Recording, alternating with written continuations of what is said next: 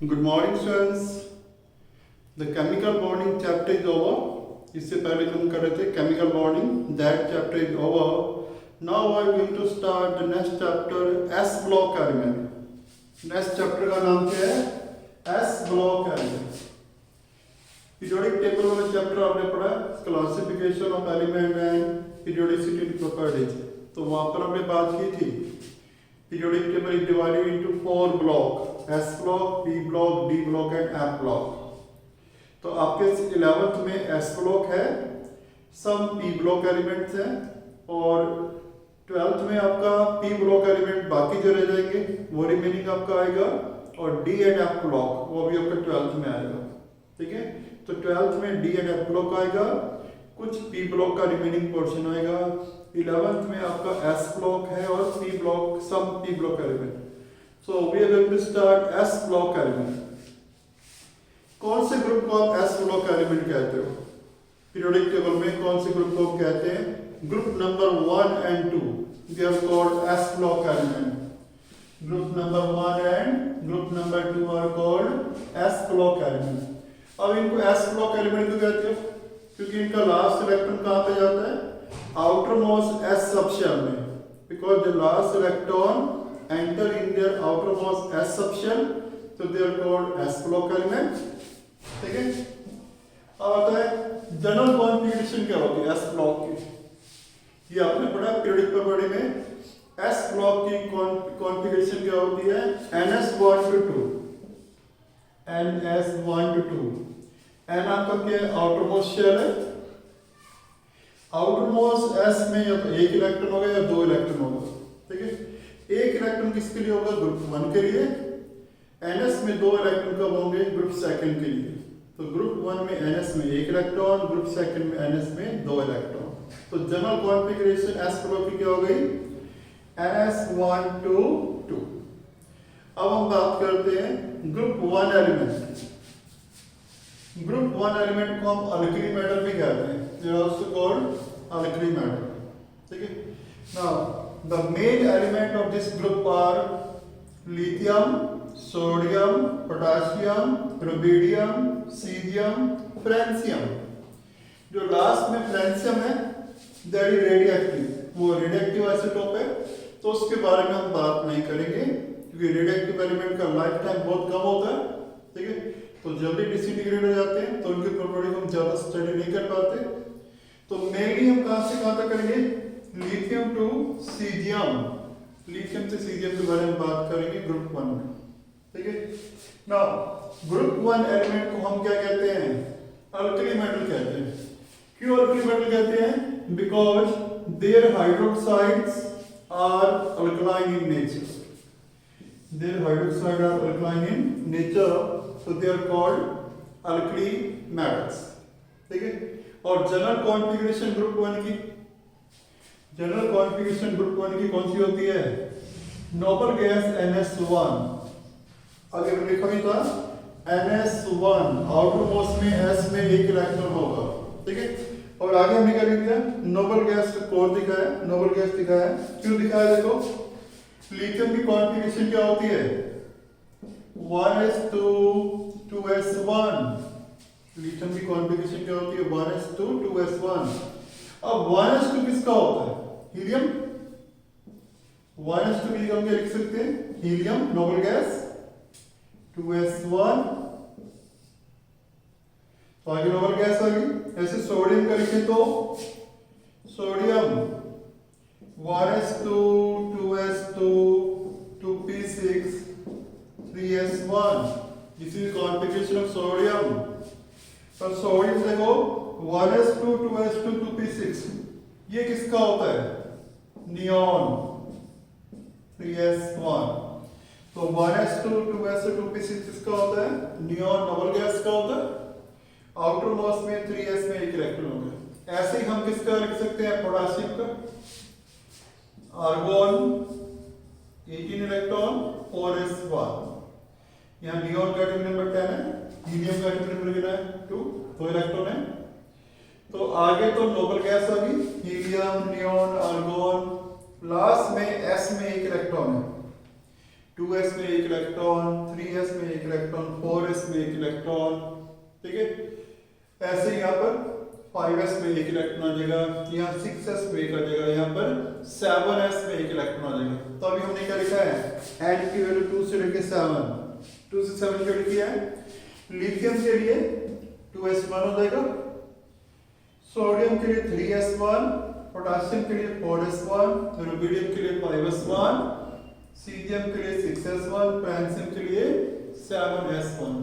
और आगे हमारे पास कौन है, नोबल गैस। तो यही हमने लिखा है, general configuration of group 1 is noble gas NS1, n की वैल्यू 2 से लेके 7। तो ये था ग्रुप 1 की क्या कॉन्फ़िगरेशन होती है। Now we talk about the atomic and physical properties of group 1. So now we talk about the atomic and physical properties of group 1 alkali metals. पहली प्रॉपर्टी है एटॉमिक रेडियस। ग्रुप 1 का atomic radius largest है after the noble gases, ठीक है। वैसे noble gases का सबसे ज्यादा होता है, ठीक है। तो अगर हम नोबल गैसेस को छोड़ दें तो इनका एटॉमिक रेडियस लार्जेस्ट है इन द रिस्पेक्टिव पीरियड, क्योंकि आप जानते हो पीरियड में साइज कम होता जाता है, ठीक है। क्योंकि ये कौन से ग्रुप के एलिमेंट है, ग्रुप नंबर 1, 2, 3, 4 अप टू 17। तो पीरियड में आप जानते हो एटम का साइज कम होता जाता है, ठीक है। तो पीरियड में साइज कम होता जाता है, तो ग्रुप 1 का साइज सबसे ज्यादा है, ठीक है। Except noble gases, noble gases को छोड़ के इनका साइज सबसे ज्यादा है, ठीक है। और डाउन द ग्रुप जाए तो down the group atomic radius increase होता है। क्यों इंक्रीज होता है, क्योंकि एक तो नंबर ऑफ शेल बढ़ेंगे। Down the group atomic number बढ़ेगा, ठीक है। एटॉमिक नंबर बढ़ेगा तो यहाँ नंबर ऑफ शेल बढ़ेंगे, नंबर ऑफ शेल बढ़ेंगे तो न्यूक्लियस और आउटर मोस्ट शेल के बीच की दूरी बढ़ेगी, दूरी बढ़ेगी तो फोर्स ऑफ अट्रैक्शन कम हो जाएगा, दूरी बढ़ेगी तो जितना दूरी बढ़ती जाएगी साइज बढ़ेगा। क्योंकि आप जानते हो ये न्यूक्लियस है, दिस इज न्यूक्लियस, ये पहला शेल हो गया, दूसरा शेल हो गया, ठीक है। तो डाउन द ग्रुप क्या होता है, एटॉमिक साइज भी बढ़ता है। एटम का साइज इसलिए बढ़ता है कि नंबर ऑफ शेल बढ़ेंगे। जैसे लिथियम है, लिथियम में कितने शेल है, 2 शेल है। सोडियम पे आए तो 281, 3 शेल हो गए। पोटेशियम पे आए तो 2881, ठीक है। तो नंबर ऑफ शेल बढ़ रहे हैं, ठीक है।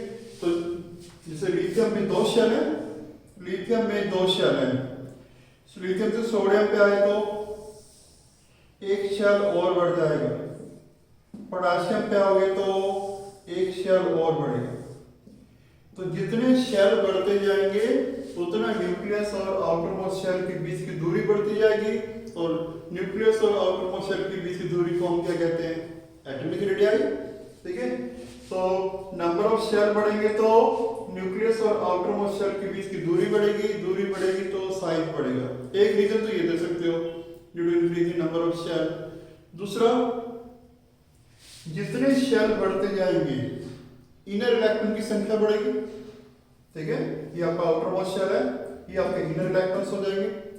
तो जितने इलेक्ट्रॉन इंक्रीज होंगे, जितने इलेक्ट्रॉन इंक्रीज होंगे तो अंदर वाले इलेक्ट्रॉन की संख्या बढ़ेगी। जितने अंदर वाले इलेक्ट्रॉन की संख्या बढ़ेगी तो शील्डिंग इफेक्ट बढ़ेगा, ठीक है। आपने पढ़ा है उसमें चैप्टर में आपका पीरियोडिक प्रॉपर्टी में, what is shielding effect. Shielding effect क्या होता है, अंदर वाले इलेक्ट्रॉन बाहर वाले इलेक्ट्रॉन को न्यूक्लियस के अट्रैक्शन से बचाते हैं। बचाएंगे तो न्यूक्लियस और आउटर मोस्ट शेल के बीच की दूरी बढ़ेगी, साइज बढ़ेगा, ठीक है। तो 2 रीजन है। पहला रीजन क्या दोगे, why atomic size increases, due to increase in number of shell. Number of shell बढ़ते जाएंगे तो न्यूक्लियस और आउटर मोस्ट शेल के बीच की दूरी बढ़ती जाएगी, साइज बढ़ेगा। दूसरा रीजन क्या दोगे कि जैसे जैसे लिथियम से आगे जाते जा रहे हो, lithium, sodium, potassium, inner electron की संख्या बढ़ रही है, ठीक है। लिथियम में 2 इनर इलेक्ट्रॉन थे, सोडियम पे आओगे 2 और 10 इलेक्ट्रॉन्स हो जाएंगे, ठीक है। पोटेशियम पे आओगे तो 18 इलेक्ट्रॉन्स हो जाएंगे, इनर इलेक्ट्रॉन्स। तो जैसे जैसे डाउन द ग्रुप जाएंगे तो इनर इलेक्ट्रॉन की संख्या बढ़ेगी, इनर शेल बढ़ेंगे। और इनर इलेक्ट्रॉन की संख्या बढ़ेगी तो शील्डिंग इफेक्ट बढ़ेगा। शील्डिंग इफेक्ट क्या होता है? Protection of outer most electron by the inner electron. तो अंदर वाले इलेक्ट्रॉन बाहर वाले इलेक्ट्रॉन को न्यूक्लियस से बचाएंगे तो न्यूक्लियस और आउटर मोस्ट शेल के बीच में फोर्स ऑफ अट्रैक्शन कम हो जाएगा। तो फोर्स ऑफ अट्रैक्शन कम होगा तो इनके बीच में दूरी बढ़ेगी, ठीक है। और दूरी बढ़ने का अर्थ क्या है? Size increases down the group. तो यही दो पॉइंट लिखा हुआ है, एक तो शेल बढ़ेंगे, दूसरा शील्डिंग इफेक्ट बढ़ रहा है, ठीक है। इनर इलेक्ट्रॉन बढ़ने से शील्डिंग इफेक्ट बढ़ेगा तो distance between nucleus and outermost shell increase होता जाएगा, ठीक है। तो इनके बीच में दूरी बढ़ेगी तो साइज बढ़ेगा डाउन द ग्रुप। तो this was the first property, atomic radius.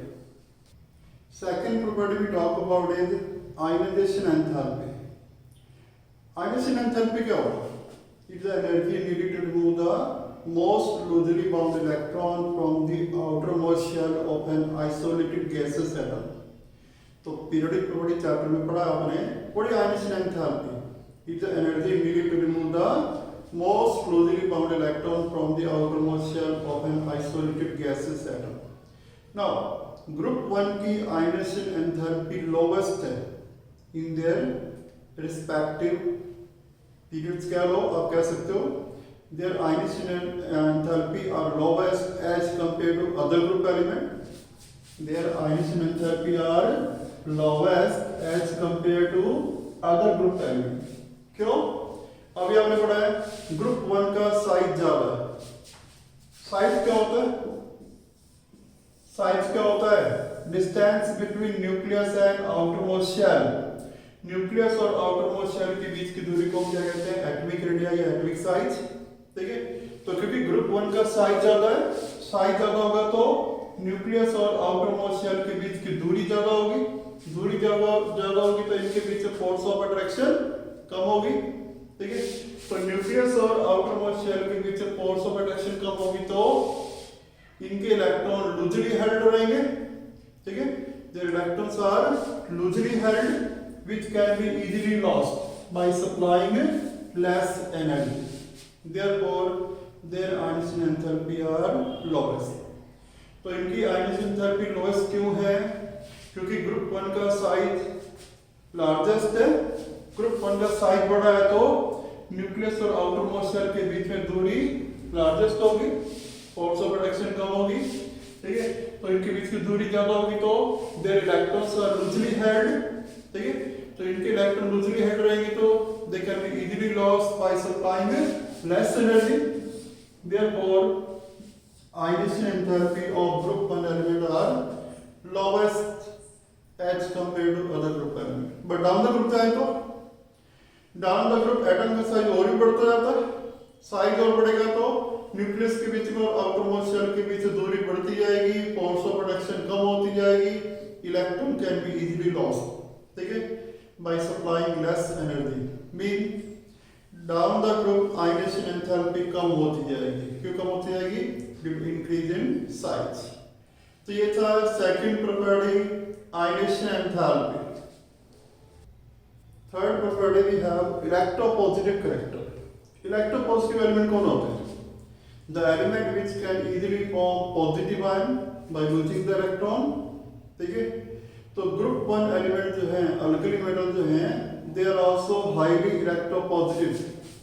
They are highly electropositive. क्यों? क्योंकि ये भी पॉजिटिव आयन जल्दी बना सकते हैं बाय लूजिंग द इलेक्ट्रॉन। और ये पॉजिटिव आयन जल्दी क्यों बनाएंगे? Due to their low ionization enthalpy. क्योंकि इनकी आयनाइजेशन एंथैल्पी लोवेस्ट है तो इनके इलेक्ट्रॉन इजीली लूज हो जाएंगे। इनके इलेक्ट्रॉन जल्दी लूज हो जाएंगे तो they can form positive ion easily and therefore they are highly electropositive. तो इनके आउटर मोस्ट में एक इलेक्ट्रॉन है तो ग्रुप 1 एलिमेंट अपना इलेक्ट्रॉन लूज कर देंगे due to their low ionization enthalpy, तो they can form positive ion. तो ये पॉजिटिव आयन बना देंगे। तो because alkali metal can form positive ion by losing the electron due to their low ionization enthalpy, so they are highly electropositive. और down the group जाए तो down the group ionization enthalpy और भी कम होती जाती है। साइज बढ़ता है, आयनिक एंथैल्पी कम हो जाती है। आयनिक एंथैल्पी कम हो जाएगी तो इलेक्ट्रॉन और भी आसानी से लूज होंगे डाउन द ग्रुप। तो electropositive character increases down the group due to decrease in ionisation enthalpy. Ionic enthalpy कम होती जाएगी, इलेक्ट्रॉन जल्दी लूज होंगे, पॉजिटिव आयन जल्दी बनेंगे डाउन द ग्रुप। तो electropositive character increases down the group. So this is the third property, electropositive character. Now the fourth property we have oxidation state. Now अब हमने पढ़ा है ग्रुप 1 की कॉन्फ़िगरेशन क्या होती है। ग्रुप 1 की configuration normal gas NS1, this is the configuration of group 1, ठीक है। तो ग्रुप 1 वाले एलिमेंट कितने इलेक्ट्रॉन लूज कर सकते हैं? 1, ठीक है। तो ग्रुप 1 एलिमेंट जो एक इलेक्ट्रॉन लूज कर सकते हैं to get stable noble gas configuration, ठीक है। तो एक इलेक्ट्रॉन लूज करेंगे तो ये क्या बनाएंगे? यूनिपॉजिटिव आयन बनाएंगे। तो ग्रुप 1 एलिमेंट जो है एक इलेक्ट्रॉन लूज कर सकते हैं। क्यों लूज कर सकते हैं? Due to their low ionization enthalpy. इनकी आयनेशन एंथैल्पी लो है। Because of low ionization enthalpy group 1 element can easily lose their valence electron. तो ग्रुप 1 एलिमेंट जो है वैलेंस शेल में से एक इलेक्ट्रॉन लूज कर देंगे, ठीक है। तो एक इलेक्ट्रॉन लूज करेंगे तो किस तरह का आयन बनाएंगे? इस तरह का आयन बनाएंगे। इसको हम क्या कहते हैं? Unipositive ion. यूनि माने 1, एक पॉजिटिव चार्ज आ गया। क्यों? एक इलेक्ट्रॉन का लॉस हुआ, एक पॉजिटिव चार्ज आ गया। तो they form unipositive ion, therefore they show +1 oxidation state. तो +1 क्यों है? Because they form unipositive ion, +1 charge आया, ठीक है। तो यहाँ पे +1 चार्ज आ गया तो दे show +1 oxidation state. Group 1 element set +2 oxidation state क्यों नहीं दिखाते? +1 दिखाते हैं, +2 क्यों नहीं दिखाते? क्योंकि दूसरा इलेक्ट्रॉन कहां से लूज होगा? Noble gas. क्योंकि एक इलेक्ट्रॉन को लूज करने के बाद इनकी कॉन्फ़िगरेशन क्या बन जाएगी? स्टेबल नोबल गैस, जिसमें से इलेक्ट्रॉन को लूज करना बहुत मुश्किल काम है। तो ये दूसरा इलेक्ट्रॉन लूज नहीं करना चाहेंगे, तो एक ही इलेक्ट्रॉन लूज करेंगे। तो दे शो +1 ऑक्सीडेशन स्टेट, ठीक है। तो they cannot show +2 oxidation state. ये +2 नहीं दिखा सकते। क्यों? Because for that second electron has to be lost from normal gases. Because second electron has to be removed from stable noble gas। क्योंकि एक इलेक्ट्रॉन को लूज करने के बाद कॉन्फ़िगरेशन कौन सी बन जाएगी? नोबल गैस वाली, ठीक है। देयरफॉर ये +2 ऑक्सीडेशन स्टेट नहीं दिखा सकते क्योंकि दूसरा इलेक्ट्रॉन ये लूज नहीं करेंगे, ठीक है। So they do not lose second electron. तो ये सेकंड इलेक्ट्रॉन लूज ही नहीं करेंगे तो +2 ऑक्सीडेशन स्टेट नहीं दिखाएंगे। तो ग्रुप 1 एलिमेंट कौन सी ऑक्सीडेशन स्टेट दिखाते हैं? +1, because they form unipositive ion after losing 1 electron, ठीक है। तो ये +2 क्यों नहीं दिखाते? क्योंकि दूसरा इलेक्ट्रॉन कहां से लूज होगा? Noble gas. क्योंकि एक इलेक्ट्रॉन को लूज करने के बाद कॉन्फ़िगरेशन कौन सी बन जाएगी? Noble gas. तो नोबल गैस में से इलेक्ट्रॉन को रिमूव करना बहुत मुश्किल काम है, एनर्जी ज्यादा देनी पड़ती है, इसलिए दूसरा इलेक्ट्रॉन लूज नहीं करेंगे। तो दूसरा इलेक्ट्रॉन लूज नहीं करेंगे तो they cannot show +2 oxidation state. तो ये था प्रॉपर्टी नंबर 4। तो next property we have metallic character. Group 1 element जो है मेटल्स हैं, इनको हम अल्कली मेटल कहते हैं, ठीक है। तो they are metals and they show metallic property like malleability, ductility, ठीक है। तो group 1 elements are metal and they show metallic property like malleability, ductility. अब क्वेश्चन आता है व्हाई दे आर मेटल? किसको आप मेटल कहते हो? किस एलिमेंट को मेटल कहते हो? जो अपना इलेक्ट्रॉन लूज कर दे, ठीक है, उस एलिमेंट को आप मेटल कहते हो। मेटल इलेक्ट्रॉन को लूज करते हैं, नॉन मेटल गेन करते हैं, ठीक है। तो metal group one element metal क्यों है? Because they can easily lose their valence electron due to their low ionization enthalpy, क्योंकि ग्रुप वन एलिमेंट की जो आयनेशन एंथैल्पी है लो है, ठीक है, because of their bigger size, क्योंकि इनका साइज लार्जेस्ट है तो इनकी आयनेशन एंथैल्पी लोवेस्ट है। आयनेशन एंथैल्पी लोवेस्ट है तो they can easily lose the electron, ठीक है, और जो इलेक्ट्रॉन को लूज करता है वो क्या कहलाता है? मेटल। तो group one element are metals because they can easily lose their valence electron due to their low ionization enthalpy. Down the group जाए तो डाउन द ग्रुप एटम का साइज बढ़ता है, एटम का साइज बढ़ेगा तो आयनेशन एंथैल्पी कम हो जाएगा, आयनेशन एंथैल्पी कम हो जाएगा तो electron can be easily remove, electron easily remove होंगे डाउन द ग्रुप, तो metallic character increases down the group, ठीक है। तो down the group metallic character बढ़ता जाता है कि बढ़ता जाता है? Because tendency to lose the electron increases due to decrease in ionisation enthalpy. So this is the property number 5th, magnetic character, ठीक है। Now we talk about next one। तो अभी आपने मेटलिक कैरेक्टर पढ़ा था, alkali metals are soft metal, alkali metal जो होते हैं सॉफ्ट मेटल होते हैं, इतने सॉफ्ट है इनको आप ब्लेड से काट सकते हो, नाइफ से काट सकते हो, ठीक है।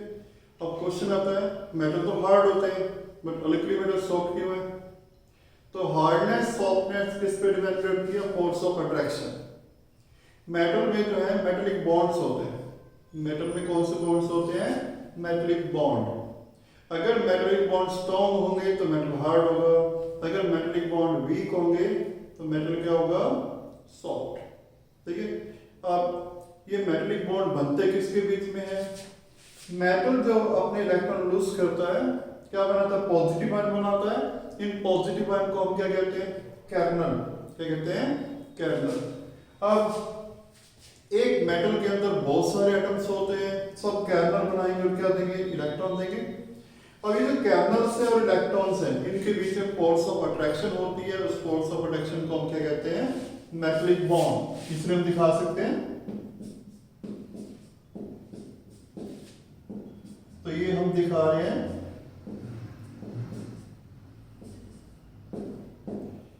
तो we are showing the metallic bond. तो मेटेलिक बॉन्ड किसके बीच में है? पॉजिटिव कर्नल के बीच में और इलेक्ट्रॉन के बीच में। तो ये प्लस क्या शो कर रहा है? पॉजिटिव आयन, ठीक है। तो मेटल जब इलेक्ट्रॉन को लूज करता है पॉजिटिव आयन बनते हैं, इन पॉजिटिव आयन को हम क्या कहते हैं? कर्नल। ये पॉजिटिव क्या शो कर रहा है? कर्नल मेटल आयंस, ठीक है, और डॉट मीन इलेक्ट्रॉन्स। तो कर्नल्स और इलेक्ट्रॉन के बीच में जो फोर्स ऑफ अट्रैक्शन होती है उस अट्रैक्शन को हम क्या कहते हैं? Metallic bond. तो what is metallic bond? It is the simultaneous force of attraction between positive kernels and the electrons, ठीक है। तो ये जो पॉजिटिव कर्नल्स हैं, पॉजिटिव कर्नल्स और इलेक्ट्रॉन है, इनके बीच जो फोर्स ऑफ अट्रैक्शन है उसको हम क्या कहते हैं? Metallic bond. और मेटेलिक बॉन्ड कब स्ट्रॉन्ग बनते हैं? जब कर्नल का साइज स्मॉल हो, इलेक्ट्रॉन की संख्या ज्यादा हो, ठीक है। मेटेलिक बॉन्ड कब स्ट्रॉन्ग बनते हैं? जब कर्नल का साइज क्या हो? स्मॉल हो, नंबर ऑफ इलेक्ट्रॉन ज्यादा हो, ठीक है। बट अल्कली मेटल का साइज ज्यादा होता है, ठीक है। तो अल्कली मेटल के जो कर्नल्स हैं उनका साइज ज्यादा है परंतु इनके वैलेंस इलेक्ट्रॉन कम है।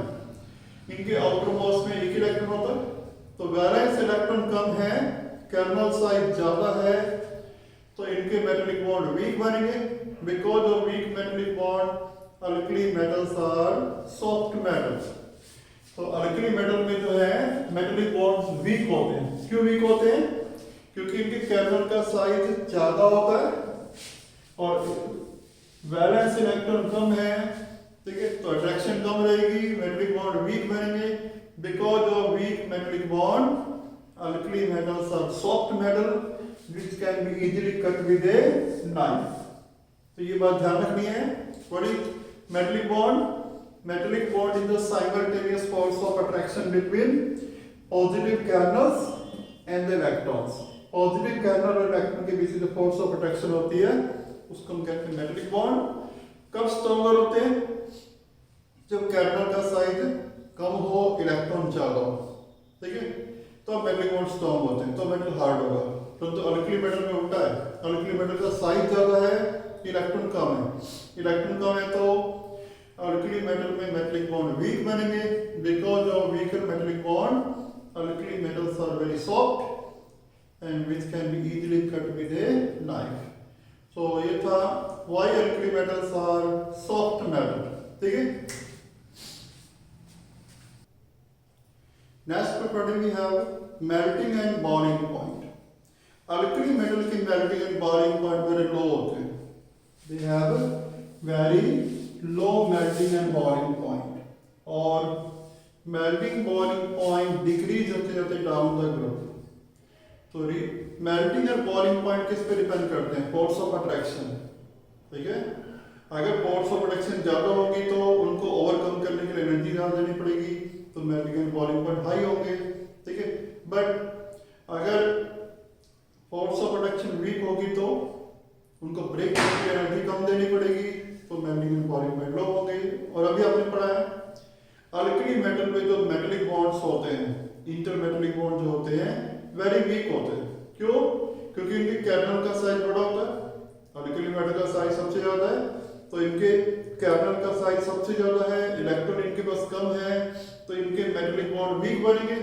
मेटलिक बॉन्ड वीक बनेंगे तो उनको ब्रेक करने के लिए एनर्जी हमें कम देनी पड़ेगी. ठीक है, so they have low melting and boiling point because of very weak metallic bond. और डाउन द ग्रुप जाए तो डाउन द ग्रुप एटम का साइज और भी बढ़ता जाता है. डाउन द ग्रुप एटम का साइज बढ़ता जाता है तो मेटलिक बॉन्ड और भी वीक होते जाएंगे. ठीक है, जितना एटम का साइज बढ़ेगा कर्नल का साइज बढ़ेगा. कर्नल का साइज बढ़ेगा तो फोर्स ऑफ अट्रैक्शन कम हो जाएगी, मेटलिक बॉन्ड वीक हो जाएंगे. और अगर मेटलिक बॉन्ड वीक होते जाएंगे डाउन द ग्रुप तो उनको ओवरकम करने के लिए हमें एनर्जी और भी कम देनी पड़ेगी, तो मेल्टिंग एंड बॉइलिंग पॉइंट कम होते जाएंगे डाउन द ग्रुप. तो डाउन द ग्रुप एटम का साइज बढ़ता है, मेटलिक बॉन्ड और भी वीक होते जाते हैं, और वीक होते जाएंगे तो मेल्टिंग एंड बॉइलिंग पॉइंट कम होते जाएंगे डाउन द ग्रुप. तो this is the property number 6. Next property we have nature of compound form.